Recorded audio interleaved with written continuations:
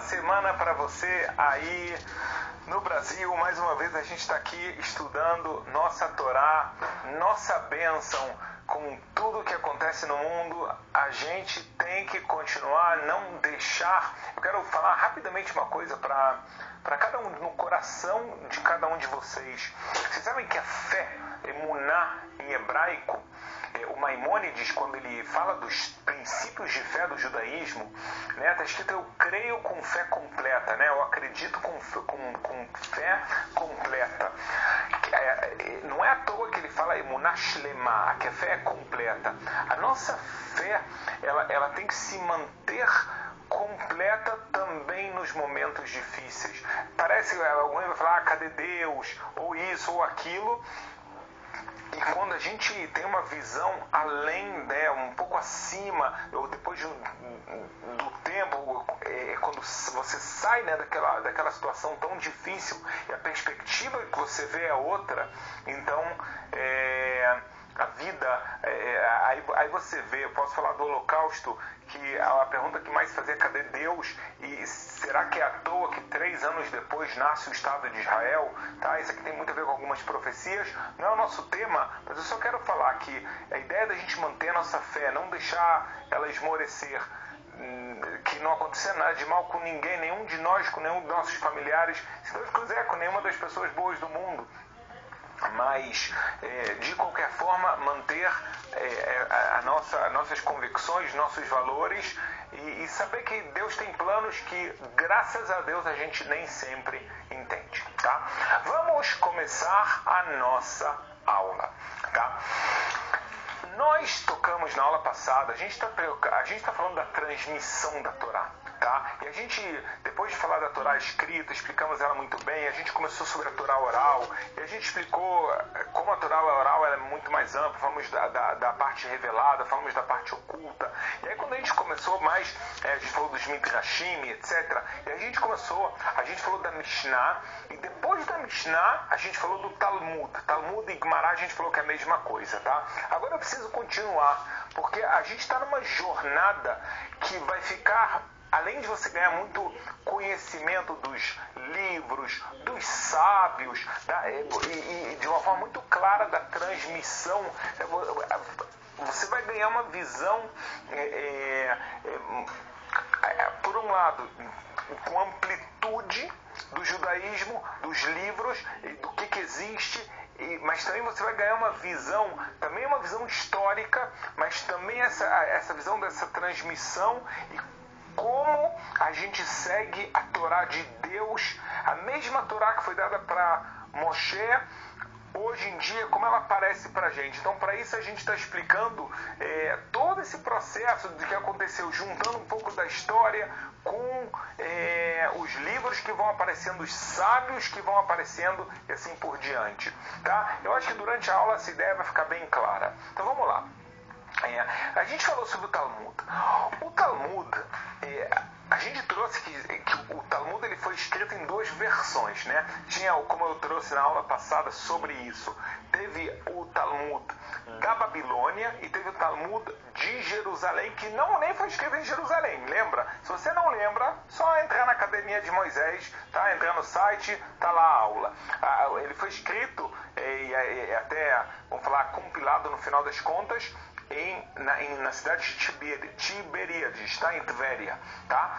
E os sábios, tá? Em Israel, eles estavam numa situação econômica, política e social muito difícil. Eram perseguidos, tinha muita pobreza, e não é à toa que chega uma hora que, além de ter muito menos sábios nessa época em Israel do que na Babilônia, tá? Chega uma hora que fica quase insuportável a vida em Israel. Então, durante a história, depois disso, tá? Até muito pouco tempo atrás, até 1900 e pouco, existiam sempre judeus que viviam em Israel, mas um grupo muito pequeno, porque ficou muito difícil. Então, no primeiro momento, que é o momento que a gente está, e daqui a gente vai avançar, a maioria do povo judeu, especificamente a maioria dos maiores sábios, estão na Babilônia. Não é à toa que o Talmud da Babilônia, ele é muito mais amplo, ele é mais estudado, tá? Apesar de que eu também te contei que o Talmud jerusalemita, ele é fantástico. Tá? Então, o povo judeu agora, ainda mais, só para deixar claro, a gente falou que o Talmud jerusalemita, ele tem 5 gerações de sábios. O Talmud da Babilônia tem 7. Então, depois dessa 5ª geração, não tem dúvida que o povo de Israel quase não está mais em Israel. Eles estão na Babilônia. É muito mais fácil, lá eles vivem em comunidade e lá eles estão bem assessorados, tá? Agora, o que acontece? Então, vem 2 sábios e eles terminam de compilar todos os ensinamentos talmúdicos. O nome desses sábios é Ravina, não é Ravina, é Ravina, não, Rabino Ina, tá? É de uma pancada só, esse é o nome dele. E Rav Ashi, aqui sim, Rabino Ashi, tá?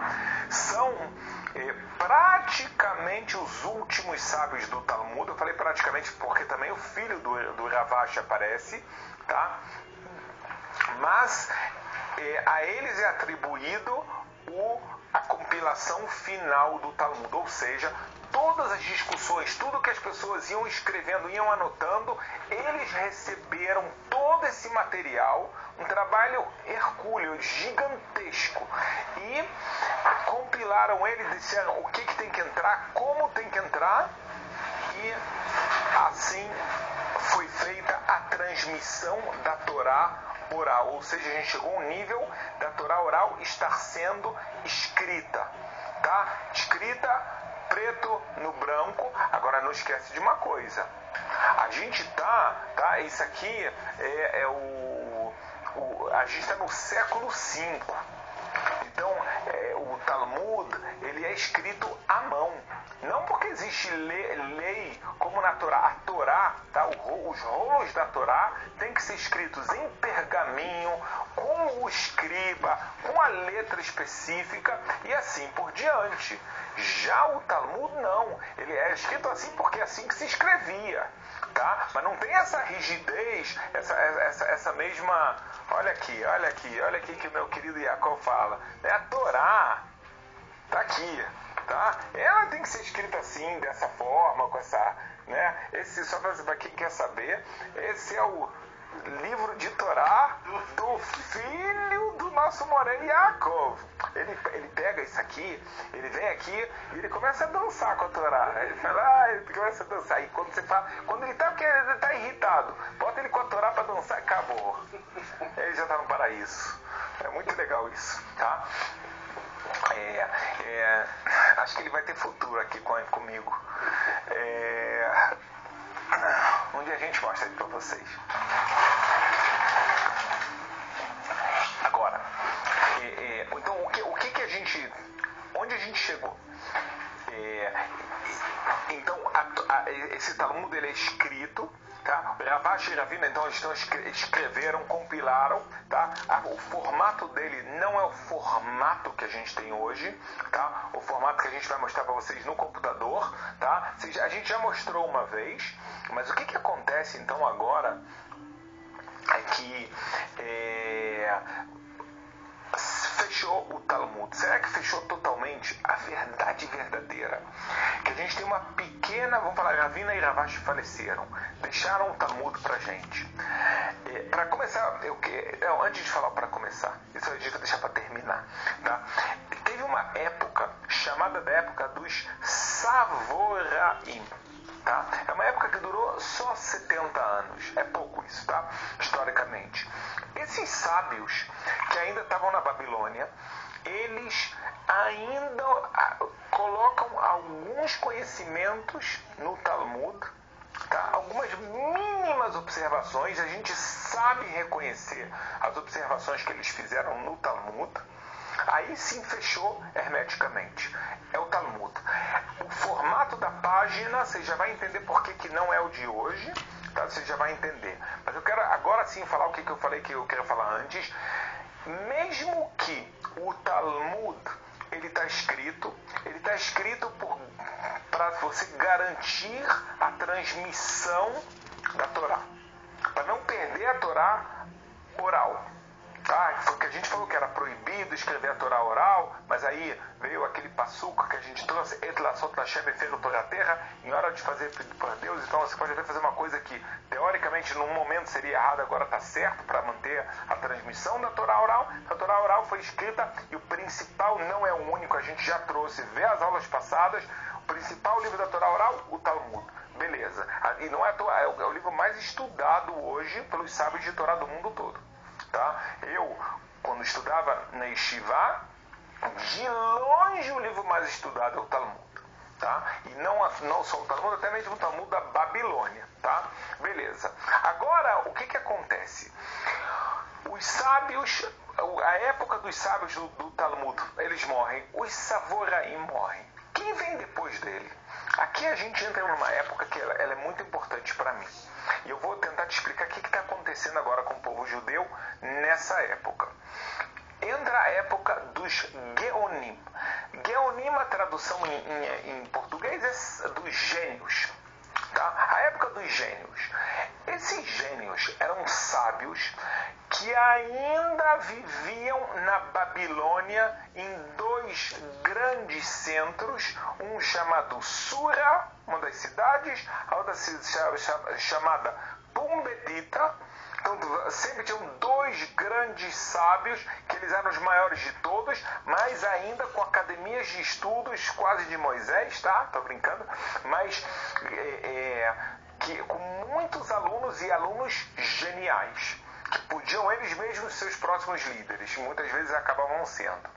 Tá? Então ainda existe uma força muito grande e a Torá oral, mesmo que ela está escrita, ela é estudada oralmente. Em sua imensa maioria não havia necessidade do livro. Eu falei, o livro é um backup, ele está guardando o conhecimento. Só que aqui começam a surgir dúvidas, ou seja, a gente está se afastando da entrega da Torá. As gerações estão caindo de nível. Então começam a vir perguntas. Rabino, eu não consegui entender isso. Rabino, qual é a lei daquilo? Aqui, na época dos gênios, dos Geonim, começa a vir uma nova literatura no mundo judaico. A literatura que ela é muito famosa nos tempos, vamos já chamar de atuais, de livros que se chamam Perguntas e Respostas. Shut, valeu. Shut é She'elot Vetshuvot. O Jacob já te explicou isso ou não? Reclama. She'elot Vetshuvot, perguntas e respostas. Agora é interessante que um dos sábios da época dos Geonim, dos gênios, não era o Yaakov, outro. Tá? Hoje eu tô assim, né? Tô aqui fazendo isso. Um dos sábios, ele já está preocupado que as pessoas não conhecem a transmissão. Quem são cada um dos sábios? Quem transmitiu a Torá fielmente?